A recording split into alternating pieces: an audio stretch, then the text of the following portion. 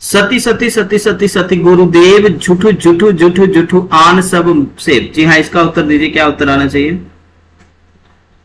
नहीं, वो ना प्रिय जी है रूम में, तो वो अपनी क्लास की तैयारी कर रहे हैं इस समय। 4 बजे जो लगती है उनके, 3 बजे 4 बजे जो भी। तो मैंने कहा कि टंकी बंद करके आए, नीचे वाले सो गए होंगे सभी, तो हम फर्स्ट फ्लोर पर हैं। बी उत्तर दिया जा रहा है, नामदेव की पंक्ति। बहुत उत्तर सही दिया आपने। चलो आगे चलते हैं। यह पंक्ति किसकी है? माधव सुन सुन बचन हमारा। इसका उत्तर है ये, यानी किसकी पंक्ति है? किसकी पंक्ति है? कबीर की है, विद्यापति की है, नामदेव की है, या रैदास की है? मंजीत जी, मैंने कुछ नहीं बोला है, आप बस बुरा मत मनाना। मुझे लगा आपने अगले प्रश्न का कह दिया कि लाइए आगे कोई चीज समझाता हूं तो आप सुन लिया करो, क्योंकि बीच में फिर ना पता नहीं चलता कई बच्चों को कि सर मुक्तक क्या है, प्रबंध काव्य क्या है। तो ये सब चीजें भी समझाना अनिवार्य रहता है साथ साथ में। तो माधव सुन सुन बचन हमारा, तो ये गोपियां कह रही थी किसको? कृष्ण को, कि भाई हमारे बचन सुन लो। वहां पर राधा का बहुत बुरा हाल है। ठीक है, तो विद्यापति की जो पंक्ति है बहुत बढ़िया। चलो बेटा आगे चलते हैं, उत्तर सब बच्चे दीजिए। ठीक है, चलो यहाँ पर उत्तर क्या आएगा इस पंक्ति का? आपने काफी बार ये पंक्ति पढ़ी है। ये पंक्ति किसकी है ये पूछा गया है। 12 बरस लो कुकर जी बेटा। 38वां प्रश्न है बेटा। ठीक है, ये 38वां प्रश्न है बेटा। 38वां प्रश्न है। 12 बरस लो कुकर जीवे और 13 लो सियार और 13 लिए।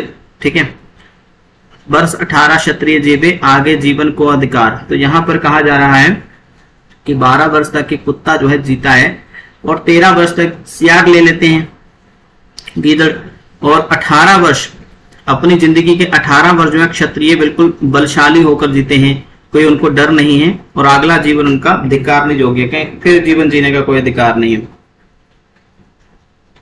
चलो ठीक है, मेरे से समझने में थोड़ी सी प्रॉब्लम हुई, सॉरी अगर बुरा लगा हो। चलो बेटा यहाँ पर चलते हैं। इस प्रश्न का उत्तर क्या आएगा? इस प्रश्न का उत्तर आएगा जगनिक। ठीक है, ये तो उत्तर देना ही भूल गया मैं, 2 मिनट यार।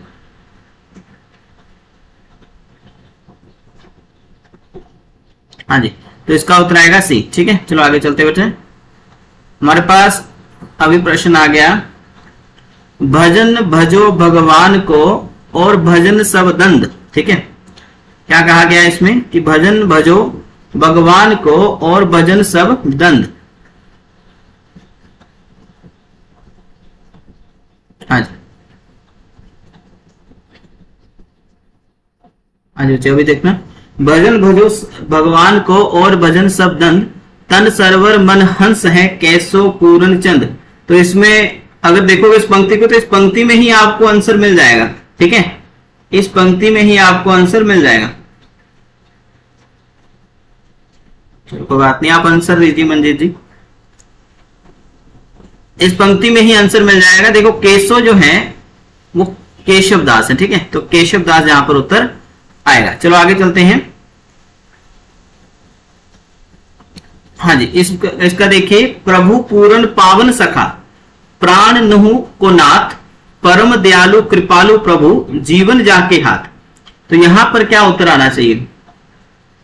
प्रभु पूर्ण पावन सखा प्राण नहु को नाथ।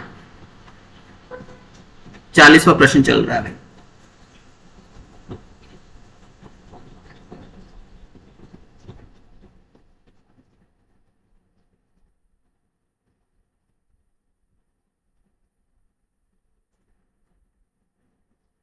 दीजिए उत्तर सभी। बहुत बढ़िया। तो यह पंक्ति जो है याद रखें कि यह सूरदास की पंक्ति। ठीक है, इसलिए मैं कह रहा था कि आप देखोगे हमेशा कि सूरदास की पंक्तियों में भी कई बार आपको क्या मिल जाएगा? प्रभु शब्द मिल जाएगा। ठीक है, तो एक रैदास की शब्द पंक्तियों में मिल जाता है अधिकतर, और एक सूरदास की पंक्तियों में भी मिल जाता है। चलो बेटा आगे चलते हैं अगले प्रश्न पर। भजन बिनु कुकर सूकर जैसो। वाह क्या बात है। भजन बिनु कुकर सूकर जैसो, जैसे घर बिलाव के मूसा रहत विषय बस वैसो। यानी भजन के बिना तो ऐसे जैसे कि कुत्ता और सुअर। ठीक है, और जब ऐसी स्थिति है जैसे कि घर में चूहा और बिल्ली। ठीक है ना जी, बिल्कुल। यहां पर क्या उत्तर आएगा? 41वां प्रश्न उत्तर डी आ रहा है, केशवदास नहीं, ये पद है, इसमें कोई छंद नहीं है, ठीक है, ये कोई छंद नहीं है, ये पद है। और ये 6 पंक्तियों का, हाँ 6 पंक्तियों का पद होगा, जो सूरदास की पंक्ति है, ठीक है, ये सूरदास की पंक्ति। ज्यादातर बच्चों ने भुला दी पंक्तियां, ठीक है। चलो बैच शुरू होने वाला है, उसमें भी मैं ये करवाऊंगा कुछ पंक्तियां और आप लोगों ने अच्छे से रट लेनी है। चलिए इस पंक्ति का अर्थ बताइए। समझे बाला बालक वर्णन पंथ अगाध। स्पीड बढ़ाते हैं, नहीं तो यही बैठे रहेंगे। आगे बच्चे क्या उत्तर आना चाहिए? ये तो पंक्ति आप लोगों ने की है। रहीम है, भिखारी दास है, चिंतामणि है, या फिर केशवदास है। क्या उत्तर आ सकता है इस पंक्ति के लिए? डी उत्तर दिया जा रहा है, केशवदास। बिल्कुल सही, केशवदास की यह पंक्ति है, बहुत बड़ी, केशवदास आएगा, ठीक है। आगे देखते हैं अगले प्रश्न पर। हमारे प्रभु अगुण चित्त न धरो। हाँ जी, देखा प्रभु आ रहा है ना अभी, तो देखते हैं किस पर जाएंगे आप लोग। हमारे प्रभु अवगुण यानी अवगुण,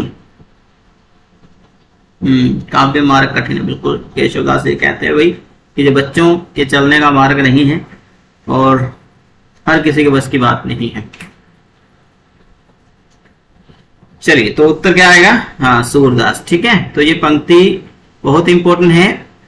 अवगुण चित्तना धरो नाम से एक निबंध भी मिलता है, और जो 2022 मास्टर कैडर में निबंध पूछा गया था, और वह निबंध था बाबू गुलाब राय जी का, ठीक है, बाबू गुलाब राय, तो याद रखना है, बाबू गुलाब राय जी का वह निबंध था बच्चे। चलो आगे चलते हैं, हमारे पास प्रश्न आ गया। मैं तो अपने नारायण की ही आप ही हो गई दासी रे। बहुत आसान पंक्ति, शीघ्र उत्तर दीजिए, आगे बढ़ेंगे। क्या आएगा? कबीर, सूरदास, रसखान या मीरा? मैं तो अपने नारायण की आप ही हो गई दासी रे।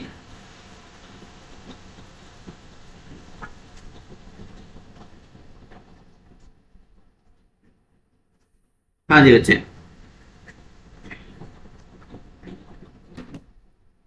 उत्तर दिया जा रहा है डी, बिल्कुल मीराबाई की पंक्ति।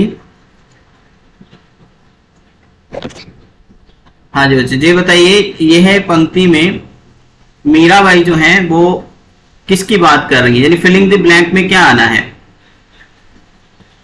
हेरी मैं तो डैश दीवानी, हेरी मैं तो डैश दीवानी,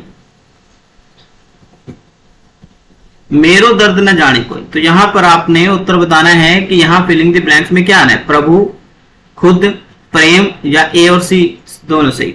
बिल्कुल जहां पर प्रेम की दीवानी है, ठीक है, तो यहां पर प्रेम आएगा।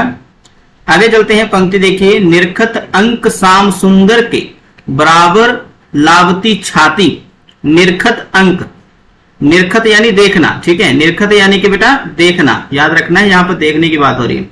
तो निरखत यानी देखना,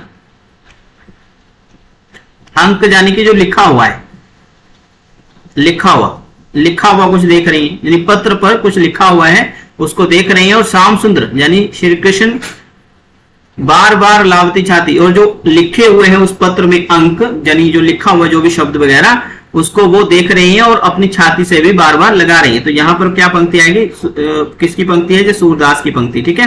ये भ्रमर गीत की पंक्ति है, भ्रमर गीत की पंक्ति, क्योंकि उद्धव जो है, उद्धव भ्रमर है। और याद रखना है कि उद्धव जब गोपियों से मिलने आता है जोग संदेश देने के लिए, तो वो एक पत्र भी लेकर आता है। वो पत्र किसका है? वो श्याम सुंदर यानी कि श्री कृष्ण का पत्र है। चलो आगे चलते बेटा।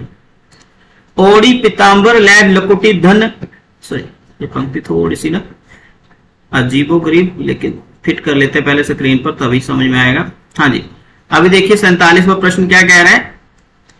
ओडी पीताम्बर, पीतम्बर लै लकुटी बन गोदन गवारिन संग फिरूंगी। इसमें कहा जा रहा है कि मैं पीले रंग की, ठीक है, लकुटी, ओडी पीतम ओढ़नी जो है पीले रंग की लूंगी, और साथ में लकड़ी भी ले लूंगी, और फिर मैं गाय जो है चराने जाऊंगा, तो गवालों के साथ। लेकिन हाँ, ये पंक्ति किसकी होनी चाहिए? ये पंक्ति आपको रसखान की मिल जाएगी, ठीक है, रसखान के पद, और इसमें बेटा स्वया पद है, ठीक है, इसमें स्वया है। चलो आगे चलते हैं, ये पंक्ति आसान आ गई। उड़ो उधो तुम हो अति बड़भागी। क्या है? उधो तुम हो अति बड़भागी, कि तुम बहुत भाग्यशाली हो। बड़भागी का मतलब क्या है? भाग्यशाली। ये जो बहुत आसान पंक्ति है, जल्दी से इसका उत्तर दीजिए। ये पंक्ति किसकी है? भाग्यशाली, फॉर्चुनेट इसे हम इंग्लिश में बोलते हैं। उधो तुम हो अति बड़भागी, ये पंक्ति किसकी आएगी बच्चे? बारिश हुई है, माहौल भी ठंडा है, तब भी पसीना आ जा रहा है, बताओ। जी बिल्कुल, जी सूरदास की भ्रमर गीत से पंक्ति। ठीक है, चलो आगे चलते हैं।